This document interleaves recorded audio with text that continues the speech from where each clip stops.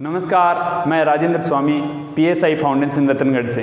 आज मैं थाने खूब सारे क्वेश्चन को जवाब देना चाहूँगा जिका कि लोगों के दिमाग में चल रही कि फाउंडेशन कर सिया तो हमारी 12th क्लास हो के उसी और मैं स्कूल खटूँ करा तो बस हरी चीज़ों जवाब देसूँ। ठीक है, तो सबसे पहले मैं फाउंडेशन के बारे में बताऊँगा कि फाउंडेशन हुआ कि है। नॉर्मली आप 10वीं कक्षा तक तो सारा कॉमन सब्जेक्ट पढ़ता हूँ। जहाँ एक बच्चों 10th क्लास के अंदर है, 10th क्लास के अंदर है तो भी का सारा सब्जेक्ट चाल सी, हिंदी भी चलेगी, इंग्लिश भी चाल सी, साइंस भी चाल सी, मैथमेटिक्स भी चाल सी और संस्कृत भी चाल सी और सोशल साइंस भी चाल सी।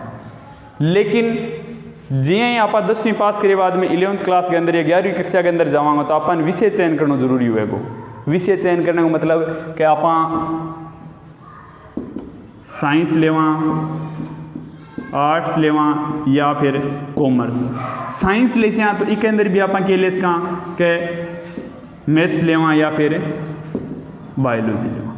मैं फाउंडेशन के अंदर मैथमेटिक्स और बायोलॉजी के ऊपर जिक्र करूँगा। ठीक है, तो सबसे पहले मैं इतने सही तरीकों लिख ले कि तारे इजीली समझ में आ सके। अभी आप कौन सी क्लास को पेपर दिया है? 10th क्लास को। और 10th क्लास पास करे बाद आप कौन सी क्लास के अंदर जावांगा? 11th के अंदर। तो एक साइड के अंदर तो लिख दूँगा 11th बायोलॉजी और एक साइड के अंदर लिख दूँगा 11th है मैथ्स। कोई दिक्कत? बायोलॉजी लेसी, बायोलॉजी वही बच्चों लेगो जिसके दिमाग में एक चीज़ है कि मन मेडिकल क्षेत्र में जाना है। मेडिकल क्षेत्र को मतलब कि मन डॉक्टर बनना है, कंपाउंडर बनना है या नर्स बनना है। लेकिन यूँ पहले ज़रूरी है कि बायोलॉजी लेवेगो तो भी सब्जेक्ट के चलेगा। भी के सब्जेक्ट चाल सी फिजिक्स चाल सी, केमिस्ट्री चाल सी, बायोलॉजी चाल सी। अब बायोलॉजी है कि स्कूल के अंदर तो क्या सिर्फ एक बायोलॉजी चल रहा है, लेकिन फाउंडेशन क्लास के अंदर के हर चीज़ ने एकदम गहनता अध्ययन करी जाए। और बायोलॉजी दो भागा में डिवाइड हो जाए, एक तो हो जाए जूलॉजी, एक हो जाए बॉटनी। अब सब्जेक्ट कहता हो गया फिजिक्स, केमिस्ट्री, जूलॉजी और बॉटनी। और बायोलॉजी लेसी तो मैं बोलियो मेडिकल क्षेत्र में जा सका। और मेडिकल क्षेत्र के लिए एक एग्ज़ाम लागे भी एग्ज़ाम को है नाम नीट। नीट है, ई नीट के अंदर फिजिक्स भी आसी, केमिस्ट्री भी आसी, जूलॉजी भी आसी और बॉटनी आसी। फिजिक्स का एक अंदर प्रश्न आसी 45, केमिस्ट्री का प्रश्न आसी 45, जूलॉजी का भी आसी 45 और बॉटनी का भी कता आसी 45। इको मतलब सारा प्रश्न कता आया 45 45 45 कहता कि 180 प्रश्न हो गया। अब इको मतलब नीट के एग्जाम में टोटल 180 क्वेश्चन आज और प्रत्येक क्वेश्चन 4 मार्क्स को सी। एक मतलब सारो पेपर कितना नंबर को जिसी 720 मार्क्स। अब वो एग्ज़ाम नीट है जो एक नेशनल लेवल को एग्ज़ाम है। नेशनल लेवल को एग्ज़ाम है तो इसके अंदर कम से कम बच्चा बैठा है तो 19-21 लाख के तकरीबन बच्चा बैठा है। इसको मतलब कंपटीशन तो टफ है। कंपटीशन टफ है तो इसके लिए जो मेरिट भी हाई जैसी। तो मेरिट जितना बच्चा जिया नंबर ले गया सी भी की हिसाब होगी मेरिट रेसी। ठीक है, जिया कि आप देखा के 720 के अंदर जिका टॉप रेसी बिन एम्स मेडिकल कॉलेज मिल सी। कौन सी? एम्स। उससे भी नीचा रेसी बिन MBBS मेडिकल कॉलेज मिल सी। इससे नीचे BDS, इससे नीचे आयुर्वेद, इससे नीचे वेटरनरी और इससे नीचे इस बार नर्सिंग के लिए। नर्सिंग मतलब कि पहले तो नर्सिंग की आप डोनेशन बेस पर कर सका, लेकिन अब नर्सिंग के लिए भी क्या कर दियो कि नीट को एग्ज़ाम देना पड़ेगा। नीट को एग्ज़ाम देना पड़ेगा। और इसके अलावा और बायोलॉजी के अंदर के स्कोप है। बायोलॉजी के अंदर आप एक ICR को देश का जो एग्रीकल्चर संबंधित हुए।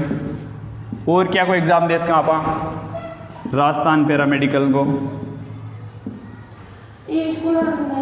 एक एम्स पैरामेडिकल को और एक है DMLT को।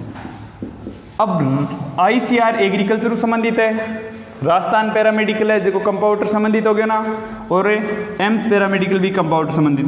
DMLT एक है जो लैब टेक्नीशियन संबंधित है, ठीक है। लेकिन अब बच्चा क्या करे कि बायोलॉजी तो ले से आज मतलब डॉक्टरी क्षेत्र में जानो सी, डॉक्टरी वालों काम दोरो है, डॉक्टर बनना तो बहुत दोरो काम है। अरे तो भैया अगर तन्ने कम आ रही है या तू ज़्यादा होशियार नहीं है या कम मेहनत कर रहे है तो कोई ज़रूरी थोड़ी है कि तन्ने MC मिले या फिर इके बिना तन सरई कोई नहीं। तो आराम ICR में जा सके, Rajasthan paramedical, AIIMS paramedical, DMLT हुई, नर्सिंग तक खटन खटत हो सके। लेकिन इके लिए आपने पढ़ने का तरीको चेंज करना पड़सी। चेंज क्या करना पड़सी कि आप 11वीं और 12वीं के सागे आपनो जो RBC वालों सिलेबस पढ़ा, इक अंदर के चाल सी सीधी थ्योरी चाल सी और के चाल सी डेरिवेशन चाल सी। अब थ्योरी डेरिवेशन दो पर ज़्यादा फोकस करे और न्यूमेरिकल आसी कम। न्यूमेरिकल 12th के एग्जाम में लगभग 9 नंबर का न्यूमेरिकल आसी। अब थे मान के चलो कि पूरा 100 नंबर को पेपर हुए, बी के अंदर लगभग 91 नंबर की थ्योरी हुए और 9 नंबर का न्यूमेरिकल आसी। तो स्कूल वाला सौ ज़्यादा फोकस क्या पर करसी, थ्योरी पर करसी। लेकिन आगे एग्जाम में कौन सा क्वेश्चन ज़्यादा आसी, न्यूमेरिकल का आसी। एक मतलब बच्चे पर 2 साल स्कूल वाला है जो सिर्फ और सिर्फ है जगह थ्योरी पर फोकस रखसी। अब बच्चों 11वीं के अंदर तो कैसी होम एग्जाम है, जन ज़्यादा मेहनत करे को नहीं, मेहनत कर करसी 12वीं के सागे। अब 12वीं के सागे करसी तो सिर्फ और सिर्फ परसेंट खातर करसी। अब परसेंट भी का अगर जे 90 बन जैसी तो भी बिन तैयारी करने के लिए जाना पड़ेगा, और 60 बन जैसी तो भी जाना पड़सी। लेकिन फाउंडेशन करेगो जनाब वो क्या करेगो, आप वो एकदम बेस न सुधार लेसी, जीरो लेके चलेगो, हर संख्या ने एकदम अच्छी तरीके कोई भी न्यूमेरिकल की प्रॉब्लम है हर बेसिक को बेसिक लेके चलेगो।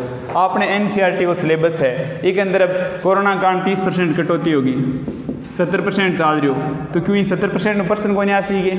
नीट के अंदर तो पर्सन आ गई है, लेकिन 8 बोर्ड के अंदर कट कर दियो, इसलिए बोर्ड के हिसाब उन्हें पढ़ गए, पूरा मैटर पढ़ी जाए, पूरी फिजिक्स पढ़ी जाए, पूरी केमिस्ट्री पढ़ी जाए, पूरी जूलॉजी पढ़ी जाए, पूरी बॉटनी पढ़ी जाए, इन्हीं फाउंडेशन बोला है। अब दूसरी बात है कि 8 जो क्वेश्चन करने को तरीको भी अलग हो जाए। बच्चा को क्या हुए पहली तो 12वीं 11वीं मत क्या करे कि पेज भरना वाला सिस्टम रहे, 8 ऑप्शनल क्वेश्चन आसी दबाऊँ 4 अंदर एक चूज करना सी। फिर दूसरी टाइमिंग की बात, टाइमिंग अब राजस्थान बोर्ड के अंदर मान लो एक देखा सीधो एक नॉर्मल पेपर है जो 23 क्वेश्चन है, 2 घंटा 45 मिनट देवे, मतलब बहुत टाइम है। वो ही नीट को पेपर हो सी, नीट के पेपर के अंदर 180 क्वेश्चन भाई 3 घंटा 15 मिनट, और आंगो तो टफ हो रहा है, वो तो सारो रेटिव मीटर है राजस्थान बोर्ड वालों, इन तो सारे में दिमाग को लगानो। इको मतलब बच्चों 8 के कुछ भी कौन पढ़ के जाओ बिया देखो नहीं स्कूल के अंदर, सिर्फ और सिर्फ वो परसेंट के पीछे पड़े रहे, एक रटन विद्या सीख के जावे। अब जिया ही इनने पास करके 12वीं ने अच्छा परसेंट बना के वो सीख कर जावे ना, जन भी के तान आवे, जब बिन बेरो पढ़ाई रियल में पढ़ाई हुए क्या चीज़ है, किस तरीके न्यूमेरिकल निकल जाए। जना बच्चों के करें 1 साल तैयारी करे, 2 साल तैयारी करे, 3 साल तैयारी करे। अब 3 साल तक तैयारी करे, बच्चे को नंबर नहीं आवे, दिमाग पर स्ट्रेस बनना लग जाए, या फिर बैठे शुरुआत में कोई गलत संगति में चढ़ जाए, जनबी के कारण भी गए जो लॉस हो जाए। लेकिन अगर जे 10वीं पास करता ही बिना फाउंडेशन करवा दे तो वो 11वीं के सागे बी चीज़ की तैयारी करे, 12वीं के सागे बी करे, 12वीं बाद में 1 साल करे तो ही 2 साल में स्कूलिंग भी होगी, समय की बचत होगी, प्लस फीस की बचत होगी। जय हिंद, जय भारत।